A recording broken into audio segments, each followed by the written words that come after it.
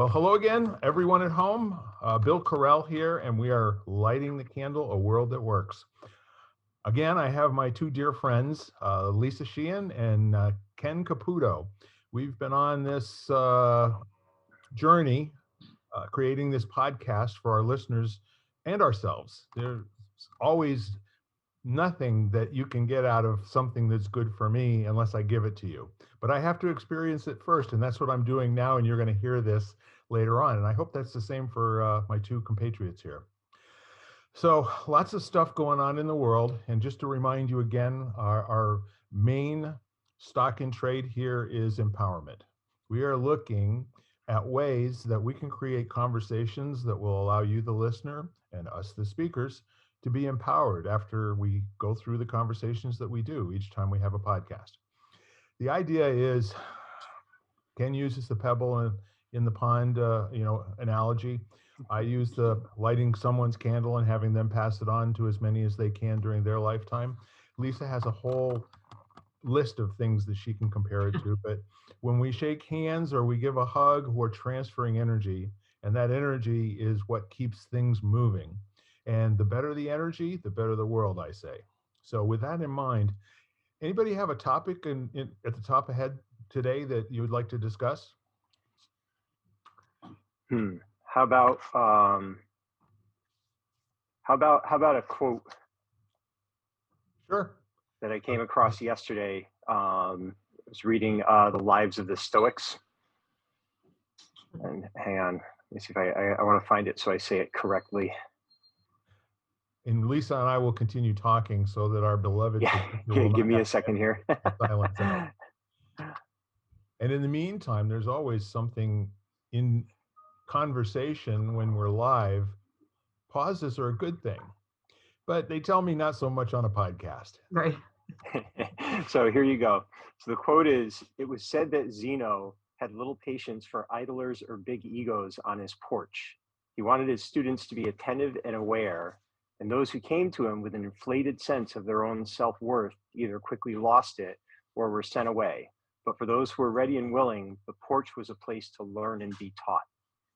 And it's based on, Zeno was the founder of Stoicism, and the word Stoic just simply meant porch, because the idea was to sit around and have conversation, to have actual open dialogue. So my question is, that was 2,000 years ago. How are we doing with that concept right now?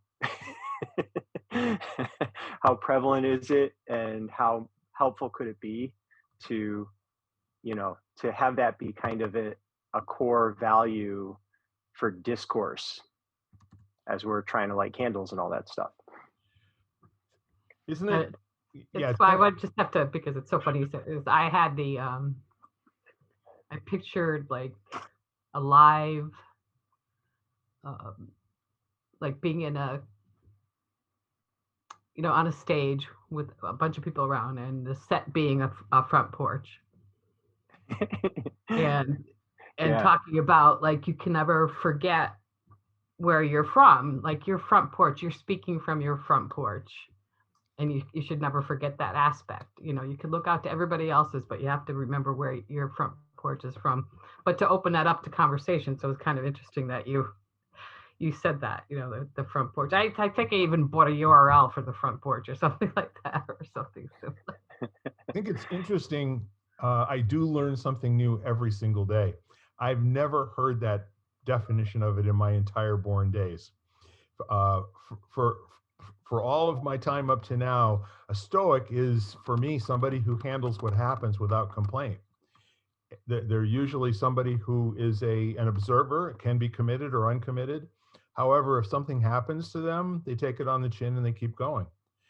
So to consider the whole idea of a porch, I can see that. I can see somebody sitting on their porch watching people go by, over the 1,000 years in a horse-drawn carriage or something of that nature, or walking by, waving hello or hollering epithets or whatever.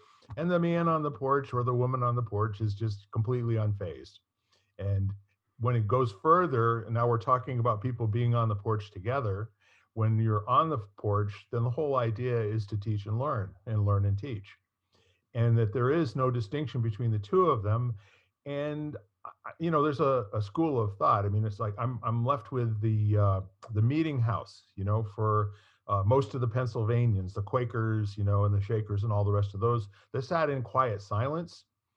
And making a point was the booby prize. And it just always reminded me of that old saying that if you raise your voice and break the silence, make sure you improve upon it.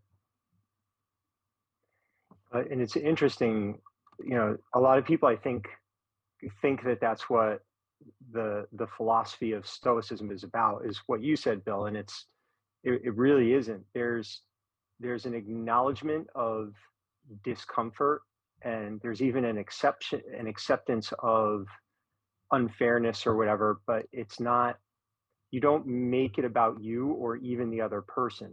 You choose to recognize that as the place you're in, and then you choose to act in a way that aligns with your sense of values, which, is like virtue, perseverance. Those are kind of their core values.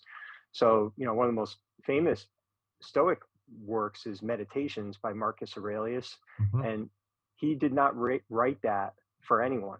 That was literally a journal of his own thoughts, so that he would continue to lead and live his life, guided by these principles. And after he passed, it was found, but he wasn't writing it to tell people what to do or tell people how to act.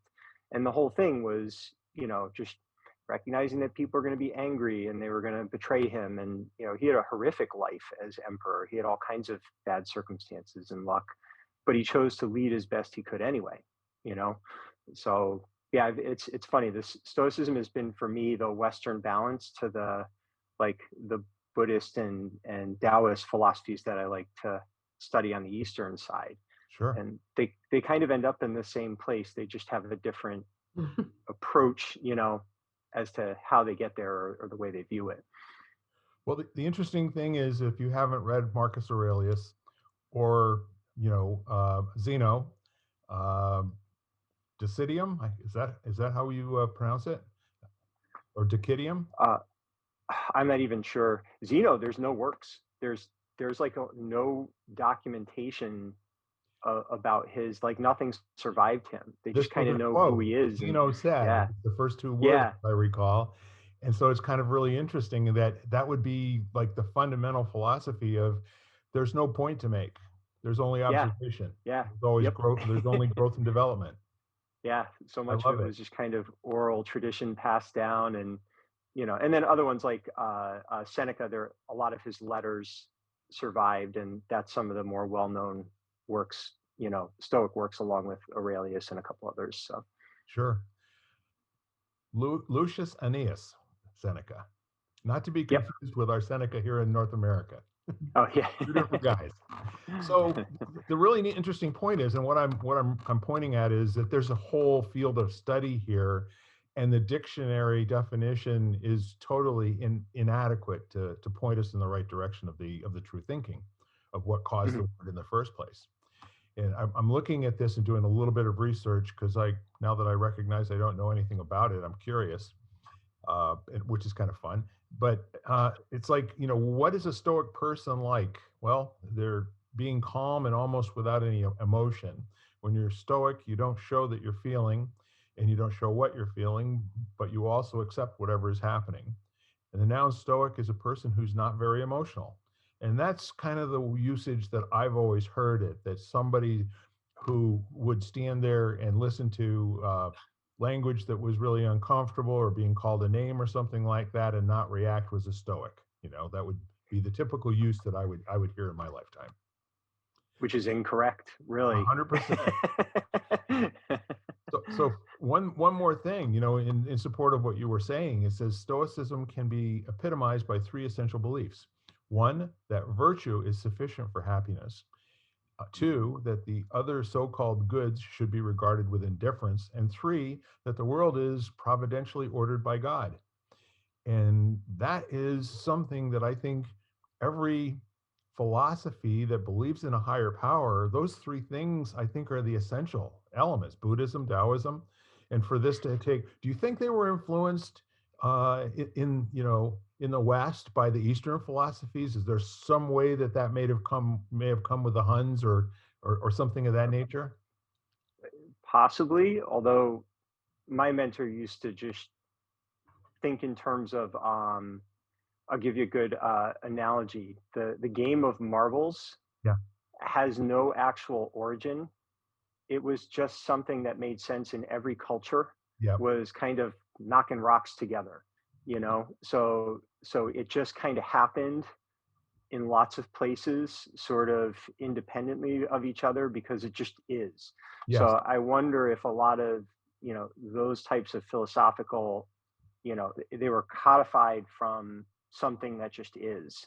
And then, the way it was codified and spoken about and the symbols that went along with it were based on that culture, that language, the pre-existing belief systems that came up, or the philosophers that, you know, put it into language. We talk about that a lot. So I don't know if it was influenced or if it was just that truth is truth and it just expressed itself Yeah. in different areas of the globe as Yeah. as was appropriate, Or almost like the 100th monkey thing. Exactly. Yeah. That was what I was just Yep. going to say, Lisa. You read my mind. Thank you. That whenever the 100th monkey, wherever they are, does something, for the 100th time, and it's an ism. I love it, but it's bound and determined that they're going to create the same result and the same leap in knowledge, the same breakthrough, the same transformation. Lisa, what else you got on that? Well, I'm thinking it goes back to some homeostasis again. Like the Stoics were center. That kind of Yeah. philosophy. Nothing makes them react because nothing is good, bad, or different. Everything is in the middle. And it'd be funny because I think and actually, Bill, if you want a really good resource for like a modern day resource, is an author named Ryan Holiday. He wrote Obstacle is the Way, Ego is the Enemy, The Daily Stoic. He's written, so he has a blog too. You can, The Daily Stoic is actually a blog you can subscribe to. But Sure. anyway, the thing that struck me that I found very interesting was how so you'd have some rich, wealthy, some wealthy merchant that would discover Stoicism and he'd give away all his wealth. If they were found attractive, they dirty themselves or shave their heads. It was all about letting go of that egocentric view of life so that they could truly serve from a place of virtue. And what I see currently in leadership in any dimension is a tremendous amount of self-service and ego, and investment in confirmation bias and existing belief systems, or this kind of holding on, as opposed to, hey, if you're going to come sit on my porch, you're my guest and I'm going to treat you as such and I'm going to listen to you and I'm going to genuinely be interested in what and how that might add value to my life, instead of, well, yeah, let me tell you what I think, let me give you Right. my talking point, let me refute that, let me defend. Mm-hmm. Yeah, belief system fisticuffs. Yeah. So I think the really interesting part of the whole idea of while I'm hearing you, I'm thinking of people during the 60s and 70s that took vows of poverty because they thought it was the right thing to do. And it wasn't really that they wanted to know themselves better. They wanted to buy a ticket into heaven, which is totally the antithesis of this. If you think you should do something in order to correct a previous wrong, you're not doing it for anybody else. You're doing it for yourself and you're learning nothing Right. from it. Or why do it? What you should do is stay where you are. Like you, as you like to say, meet people where they are. You can be much more powerful bringing along everything that you've accumulated now and then moving your thought processes in a different direction. So for instance, if somebody suddenly decided that they were going to follow Sai Baba or Michael Avedon or any of the avatars back in the 1960s and early 70s, who got rich? who was the recipient of all their prior wealth? So immediately I had to think about that in terms of somebody that would dirty themselves if they're handsome, give their wealth away, because that would seem like a price that you must pay. And there's no price that I hear in Stoicism. What I'm hearing is No, you're already okay where you are. Now, what you want to do is you want to learn from there, standing on top. It's like, John Wooden used to say, it's what you learn after you know everything that really matters. hmm well, and it was interesting because I think, like, so if I'm sparring someone in martial arts, if if they have a strongly held belief that they are a superior kicker, I now have control over them. Yes. As long as they hold on to that belief, I can now leverage that and get them to do what I want. Yes. So I think part of it was their commitment to virtue was if they felt a sense of becoming attached to something that would give someone else control over them, they'd let it go. Yeah. Because now they were open again. And often they weren't all poor. Many were born into wealth and wealthy their entire lives. But if that didn't influence them in a way that deviated from the principles of life they were practicing, it didn't matter.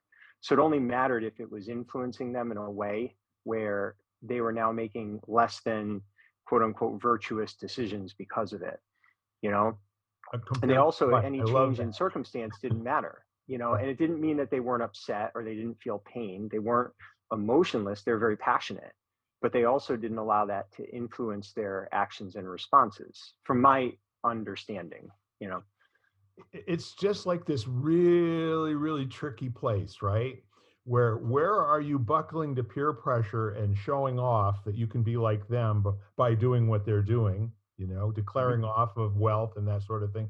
Not unusual these days for wealthy kids to go to liberal college and change their entire whatever they are, who they are, for Mm-hmm. God's sake, and they're in many cases um, lost souls, in my opinion.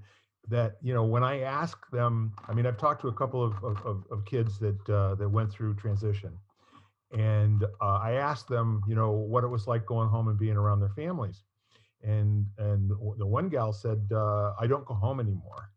And I said, well, why is that? I said, my parents will never accept who I am. And I said, well, who is it that you are that they cannot accept? And she was silent. She looked at me and she said, it's my appearance. I said, I don't believe that's true. And I think you probably ought to have a conversation with your family. You should probably talk to your mom and your dad. Ask them what they want for you, no matter what you look like. Allow where you are in this moment to be a stepping off point to create this whole new relationship with your family and yourself. If you look hard at what you did and don't answer me, this was a very interesting conversation that we had at the mall. And this gal, her father had paid something like $300,000 for her bachelor's degree, and she was working at Hot Topic, So, and she had adopted the name Joshua, and her hair was bright orange like a Raggedy Ann doll. She was absolutely stunning. And so then I said, you want a suggestion? And she said, yes. I said, go and get good at explaining to your family who you are, and what your life is for. You'll learn about yourself in the process. They will learn to trust you because you don't have all the answers. So advice was called from me, just by being in that situation. And, she just looked at me and said, thank you. I haven't talked to my dad in 2 years. Wow. I said, you going to call him? Because I'm a pain in the ass that way. And she looked at me and she kind of looked sheepish and she said, yeah, it makes a lot of sense to me. I'm not doing this to hurt anybody. I'm doing this because I think it's the next step in my journey. So that was really cool. And I'm glad I got this story to get today, because I'm going to be a guest speaker on a podcast tomorrow morning. And the whole idea is to talk about the project of the 100 person project. Oh, yep. Yeah, and what moved me to want to do that is like, I don't see groups of people. I really don't, guys. I see people that are beautiful in their difference. See people that what a boring world it would be if we all looked exactly the same. You know, I have a lot of diversity in my family, which I love, and I really embrace it. I feel like language is being controlled from outside the family at the moment, if you will, and that's not okay with me. But coming back to what we were talking about, you know, being stoic, being in a position where you're already calm and you're good with where you are and who you are, and you genuinely want to learn. There wasn't anything in my conversation with that young Joshua. I think she was probably 24, 25 years old. There's probably nothing, or, you know, she decided her pronouns were he, she. Okay. So I can go either way on it. So the point is I just wanted to learn something. I hadn't been out in public in a very long time because of COVID in the first place. And then when we went there last summer, she took interest in us. We were looking at probably, I don't know what it was. It was probably some, oh crap. I think my older grandson is really into the, what do you call them? The rice noodles, minuchin, I think it is. Everybody calls it, it's what every kid eats while they're going through college, because it's like 20 cents a pack and it fills your stomach. Like ramen noodles. Ramen noodles, minuchin, yeah. So there was a bag that had looked like a box of ramen noodles, and Jack fell in love with it, and she came over and gave us a hand. But the point is, I think, you know, if all of us can go into conversations with always with curiosity and always with respect, humility, and love, maybe something good can come of it. And that's the point of my story, if there is one. Yeah, and and that aligns with that quote, which was really just, you got to be able to let go of what you hold to be true enough to create a little bit of space for someone else's truth, and if you're addicted to confirmation bias and you live in these echo chambers, and your position is one of being right as opposed to discovery, where's the opportunity for evolution or growth? I think this past COVID situation has made us all look a lot deeper into things and open our. I know for me personally, I've opened my eyes a lot to the beauty of diversity, like you talked about, Bill, and I don't think I saw it that way before. And it's that in itself was a hard lesson to realize that I wasn't looking at it that way. Yeah. If I can, I'm going to tell you another little story. I hear people talking about being, the term colorblind and how it's impossible to be colorblind. Well, I want you to know that I went through a physical experience of being able to experience color newly twice in my life, both as a young child and then going through a period of time of growing cataracts, into my 60s. And as a result of going into having my corneas and lenses replaced, when I came out with my first eye, was my left eye, I got to see orange and blue and green and red so vividly.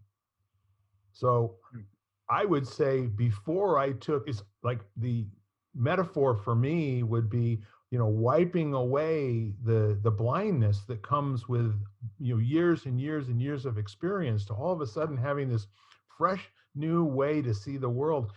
Colorblind, what the hell is that? That's when you don't notice what should be noticed, in my opinion. Right. And when you don't appreciate it, and all of a sudden, it was one of the most moving things. Jumping out of an airplane was very moving, to the point where I had no thought in my mind whatsoever for one full minute. And if you've ever gone skydiving, you know what I'm talking about. And the other one was my wife driving me home from that first cataract surgery, and the yield signs and the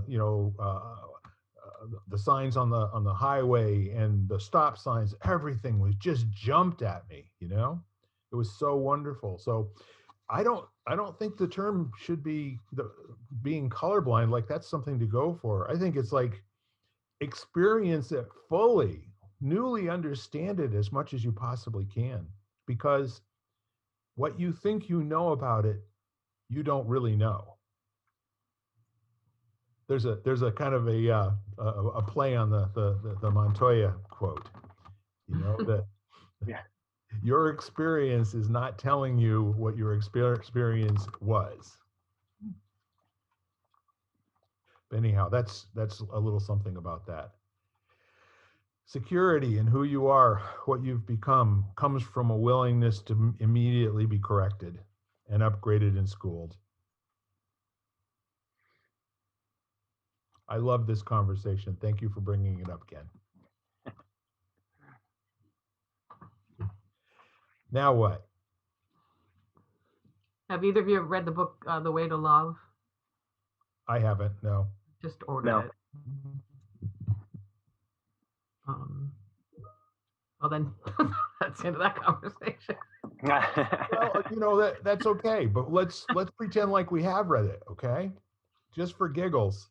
The title again is The Way to Love. The Last Meditations of Anthony DeMillo. Okay. That's really great. So I'm intrigued by that title. I know. And when I first ordered it, I right? saw a podcast of a guy talking about it. So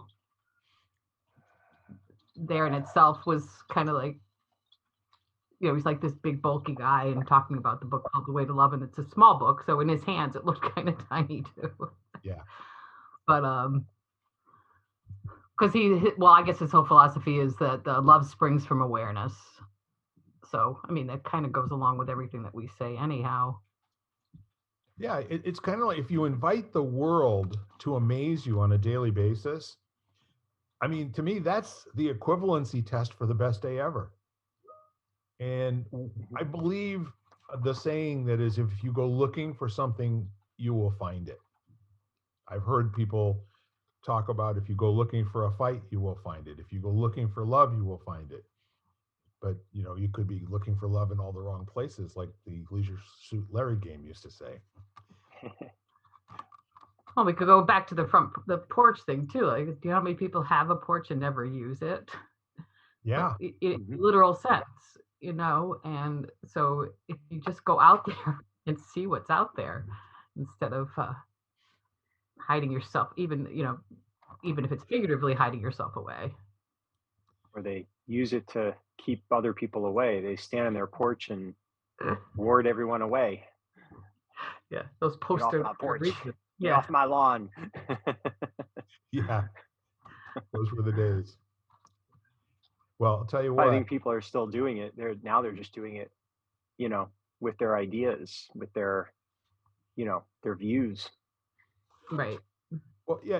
When you said earlier that when you notice that you are kind of fixed in your beliefs, or you sort of hear everything through the same lens, or see everything through the same lens, most people don't realize that that's what they're doing until it's brought to their attention. Like, for instance, there isn't any way I could have experienced that unbelievable relationship with color if I hadn't gone in for cataract surgery. Now, I didn't need to do it, okay? But I wanted to do it because it was a little bit difficult driving at night, with the lights and, seeing the coronas around the lights and everything. But yeah, I mean, the whole point is, I can only describe it to you. You will never know what I saw.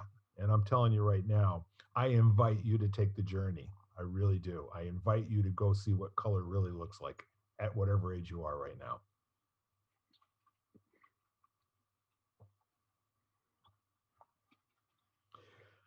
So I have something. And it involves the word love. See? It also involves what it means to different people at different times. And I'm thinking about some things that have occurred over the last 40 or 50 years of my life,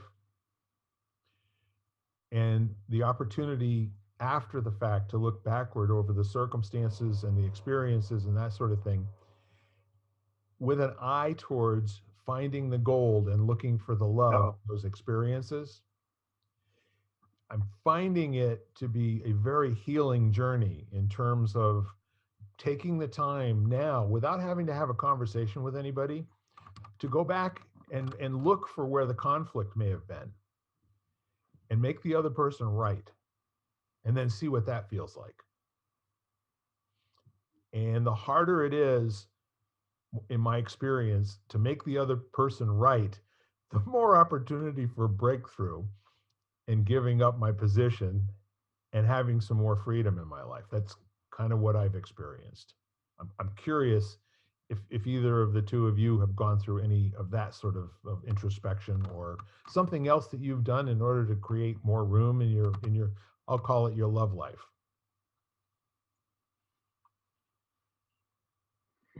I know I look back on simple. something that was specific, like that it didn't end well, but I remember being in a space with that person that was just so overwhelmingly in the moment, two people together, just sharing space together, basically is what it was. And I don't think I've had that feeling repeated. So I looked back on that relationship after it ended and just remember that moment, that beautiful moment, and base that relationship or the lesson of that relationship on that that particular moment and let everything else fade away.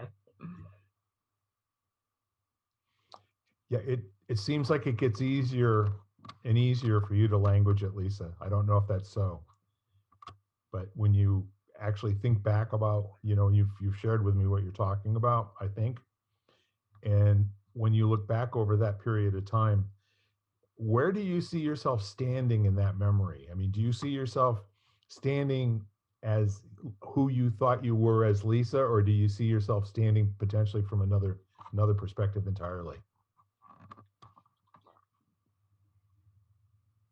I think from when I remembered it as such and could remember it as such that I was the person I am now looking back at it and realizing how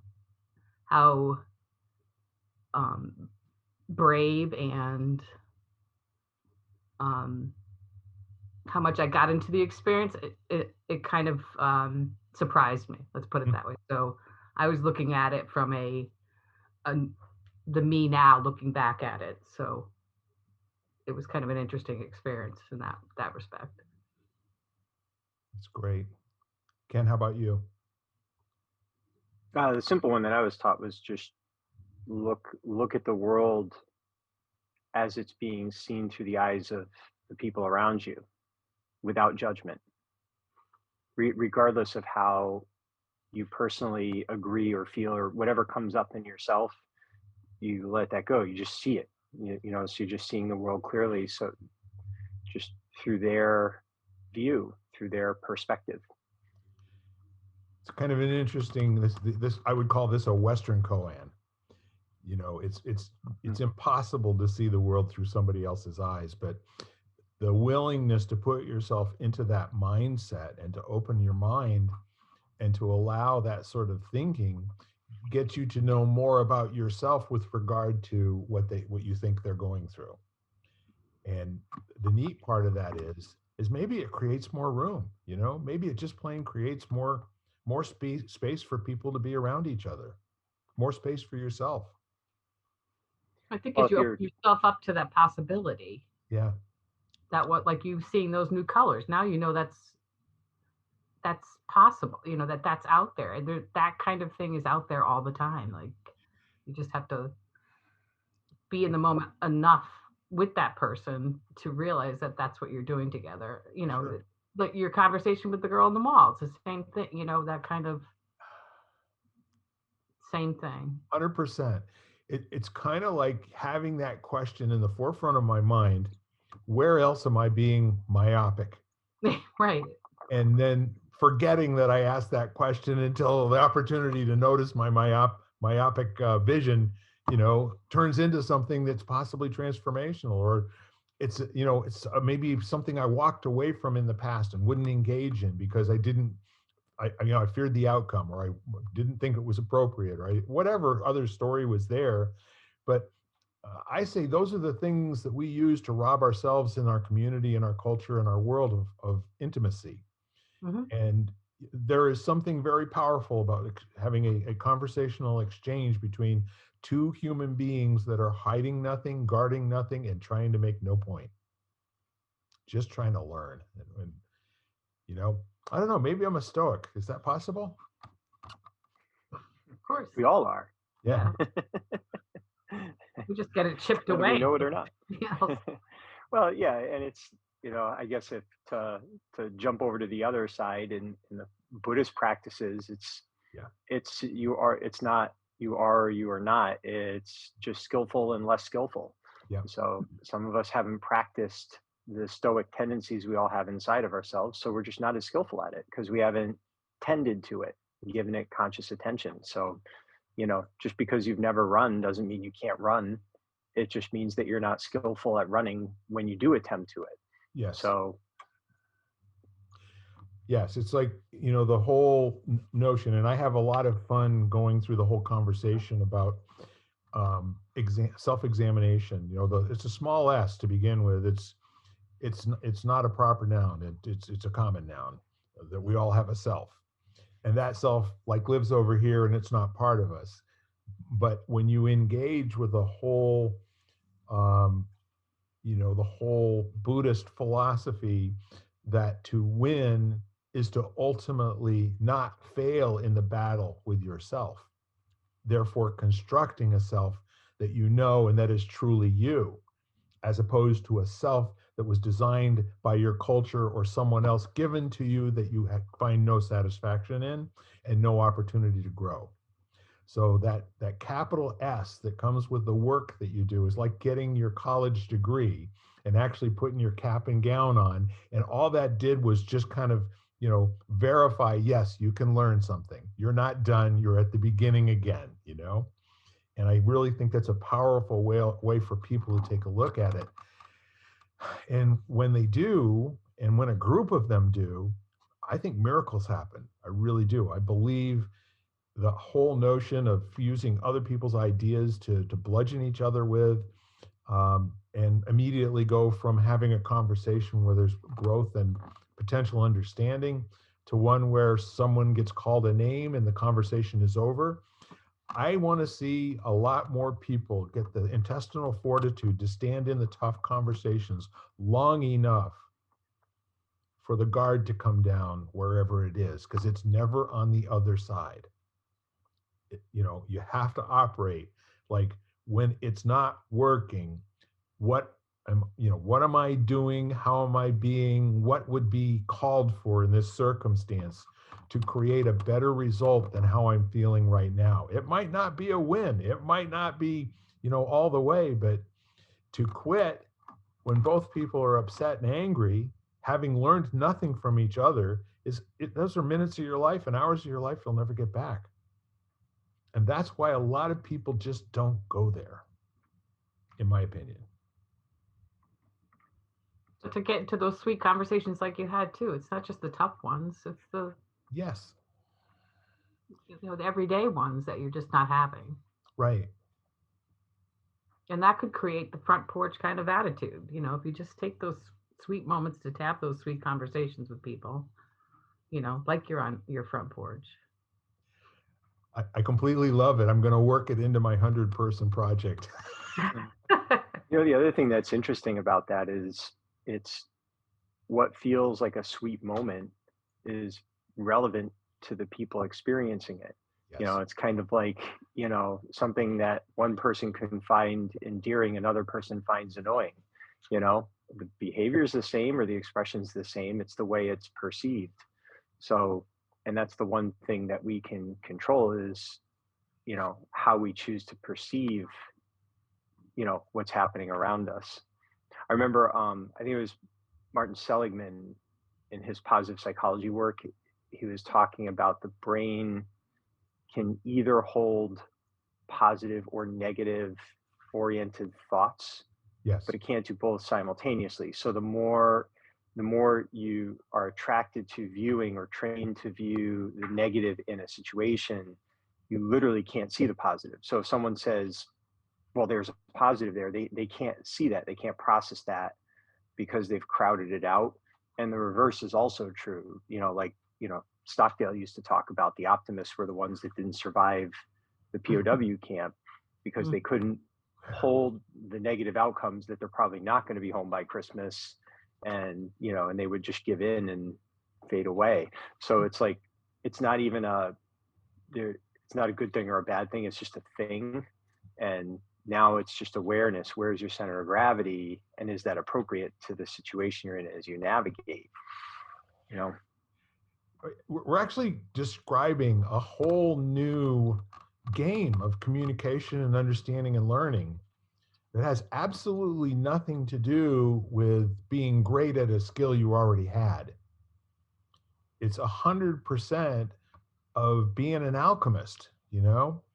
And even though, I mean, we know that alchemy is a failure from the get-go, doesn't never stopped them, you know? They're like the ant that moves the rubber tree plant in the song, right?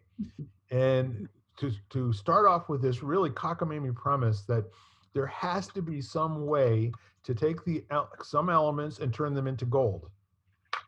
If you stop and think about the narcissism and you know the ego attachment and all the rest of that sort of thing, if you took the conversation like this ideal unicorn kind of goal that's equivalent to an alchemist turning lead into gold, if you will.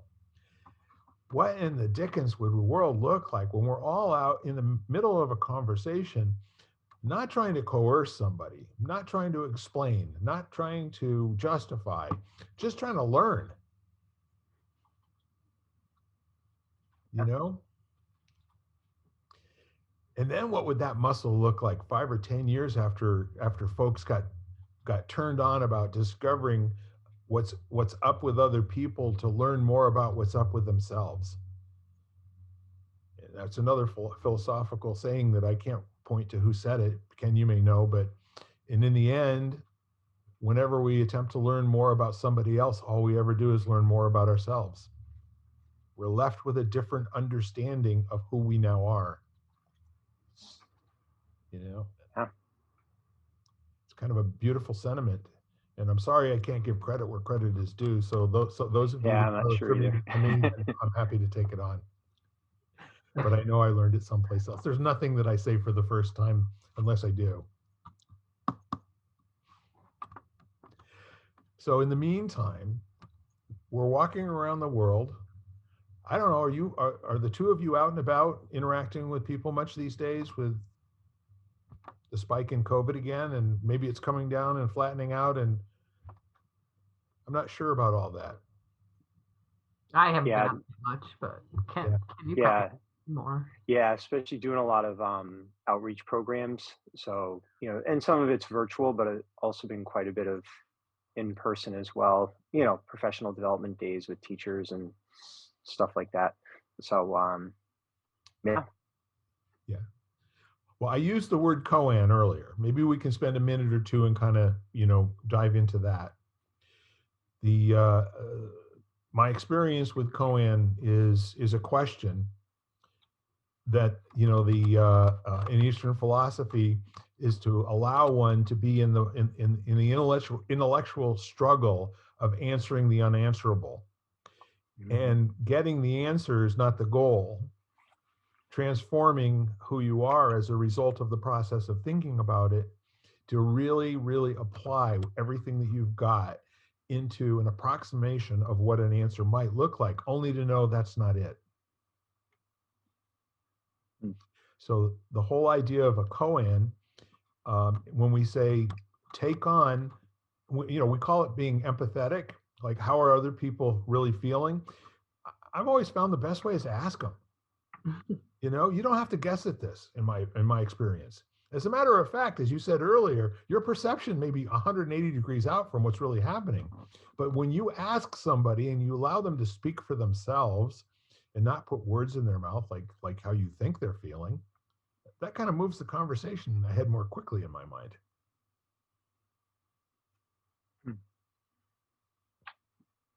I think my favorite koan is if a man speaks while walking alone in the woods and no woman hears him, is he still wrong? Yep. Absolutely.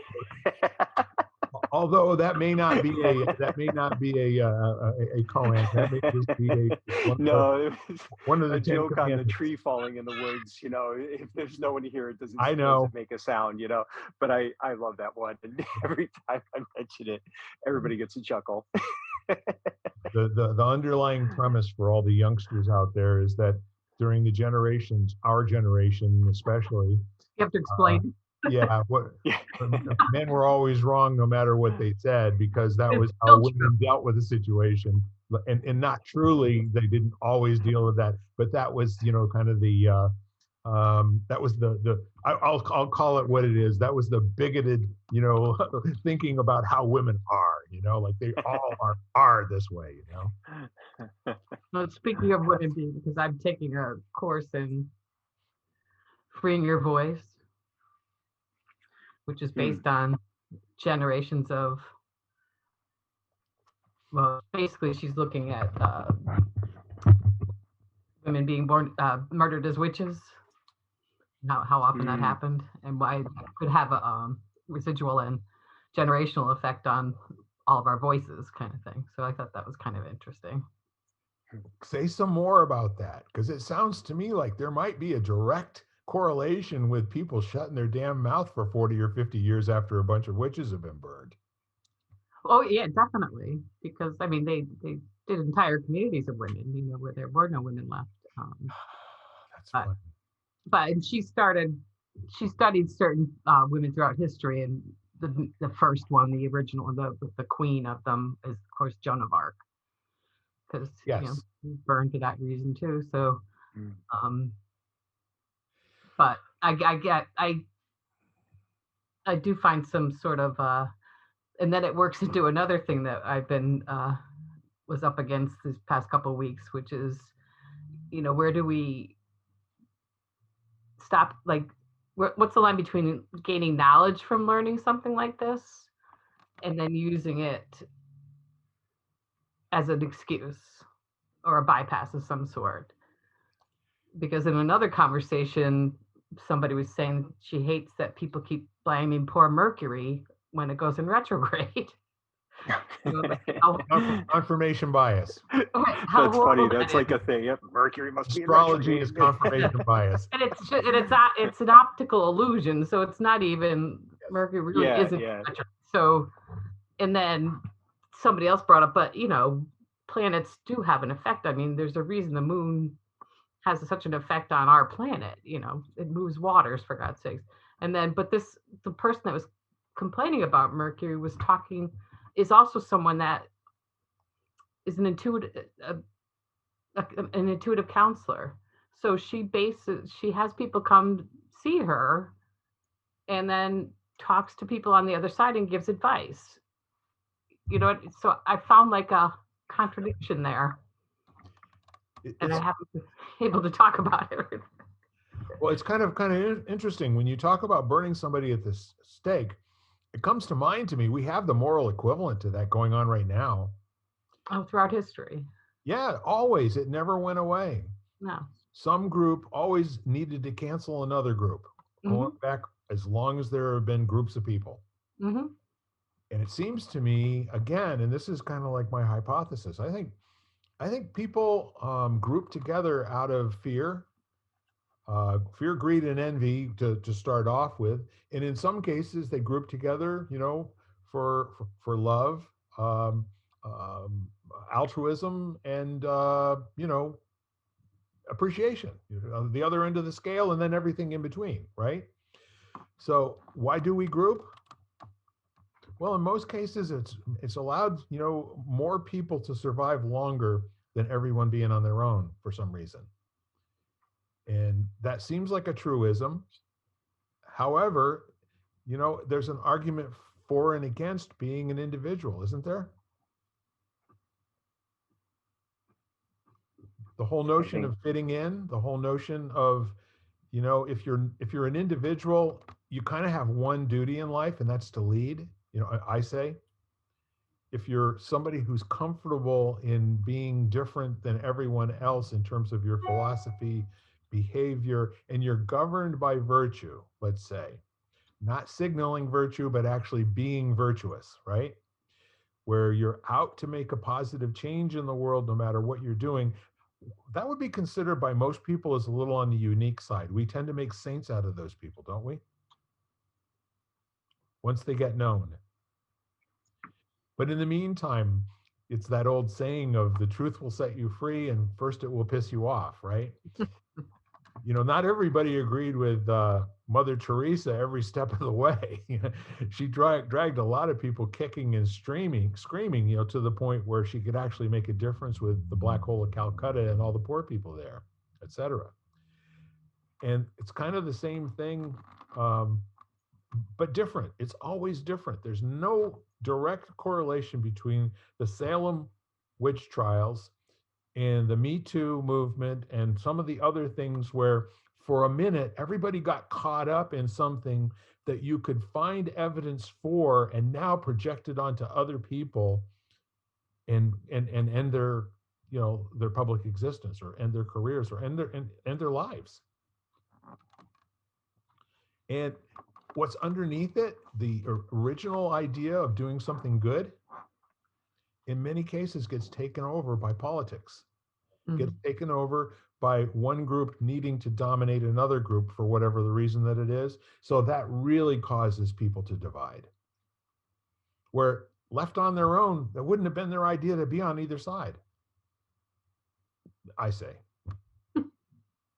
I think one of the things that can happen in a lot of those circumstances is there isn't complete alignment on the core result that you're trying to produce. Right. So, you can take any of those volatile, concepts and, like, I don't know, gun control. Everyone could probably agree that, innocent lives being lost to a firearm is probably something none of us want, but where the arguments come as to how do you do that? Yes. Give people more guns, give them less, this, that, so they get all caught up.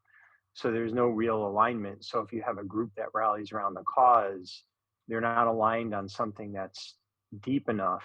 So then they just start expressing what they passionately, there's a lot of passion and a conviction, and it's well-meaning. So they're not trying to cancel people or end lives. They're following the path that they feel is right.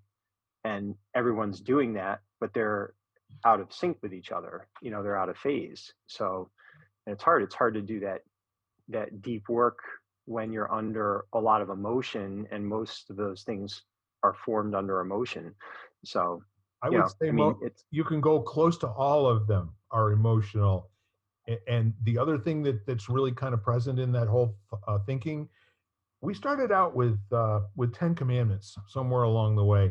And then human beings had to pass ordinances and laws and that sort of thing. And do you know what gets said by a politician every time they're advocating for a new law? So that something will never, ever, ever happen again. As if creating a consequence for an activity or action that hasn't taken place ever stopped anybody from doing anything. So the sad part of it is that people who are well-intentioned lose the like you said, they lose the goal of creating a positive outcome for everyone. And then there's this disconnect in terms of what people think will work and cause a good positive outcome, but they always want to be left, at least we did something.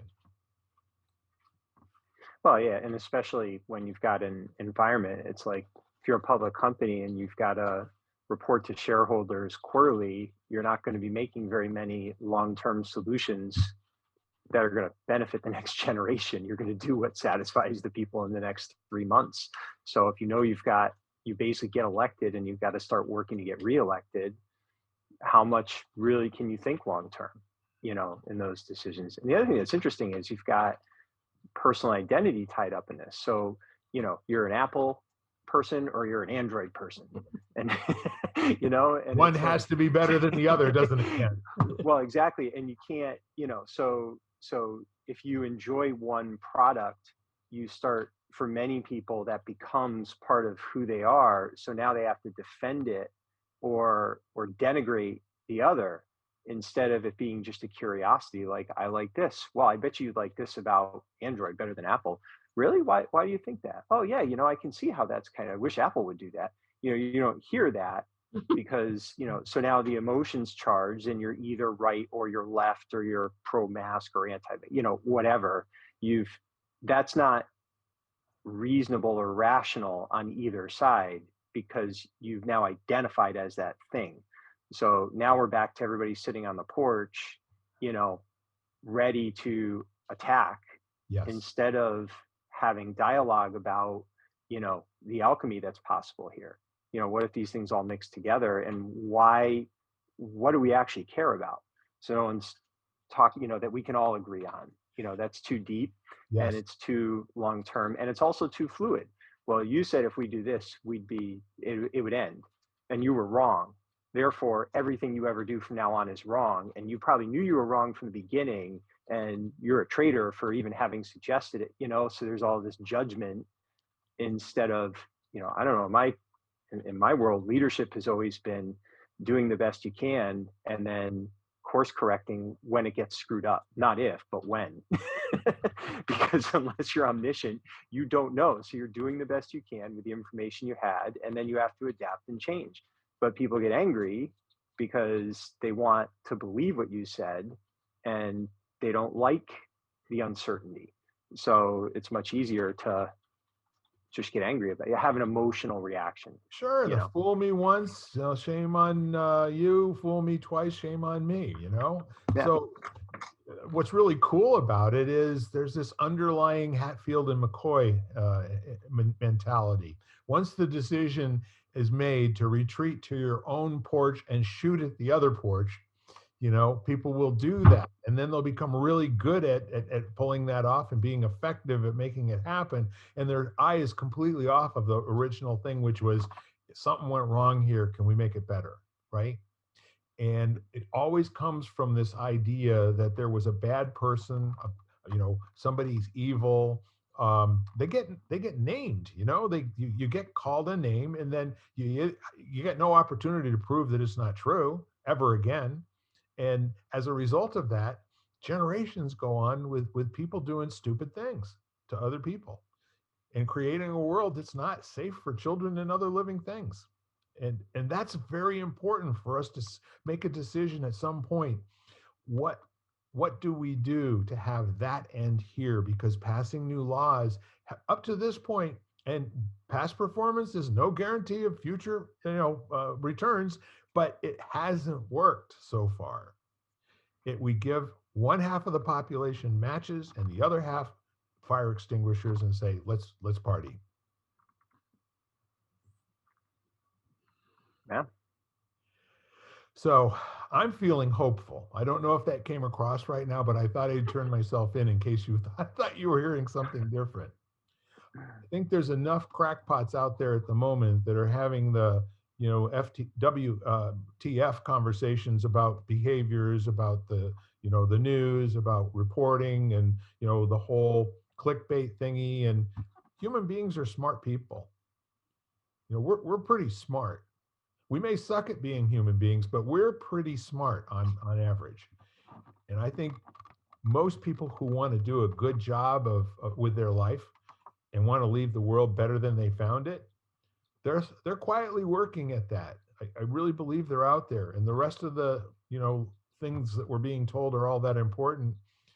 Not all that important to most people, in terms of what I'm seeing. And I like what you said. Someone has to stop the madness somewhere and say, it's nonsensical for me to make decisions about the future based on what I believe you did in the past that I don't fully understand because I wasn't there to experience it myself. I'm taking somebody else's word and story and acting as if it's true. I know. It's like, quick draw McGraw. Hold on there, Baba Louie. Time to ask a better question, right, Ken? Yeah, always. Stay curious. Yeah. If you're in a situation that really doesn't seem like it's working, the next thing that you do may depend on whether or not it's a question. I recommend using questions instead of pickaxes and guns. There you go. So anyhow, quite a conversation today. Always. I hope you at home got as much out of it as we did, because I'm watching these faces, emote, and I think we had a great conversation again today, folks. Absolutely, thank you for it. And I will say something I haven't probably said in 50 or 60 episodes, but I love you and namaste. Namaste. Namaste. Everybody have a great time until we speak again. And you at home, remember to light the candle. It will create a world that works when enough of us do it. Bye for now. You've been listening to Lighting the Candle, a world that works, part of the Exvadio Podcast Network. You can catch us each week, as well as the rest of the network, at exvadio.com/podcasts, as well as the Apple Podcasts app, Google Podcasts, Spotify, iHeartRadio, Stitcher, Audible, Amazon Music, and wherever you find podcasts.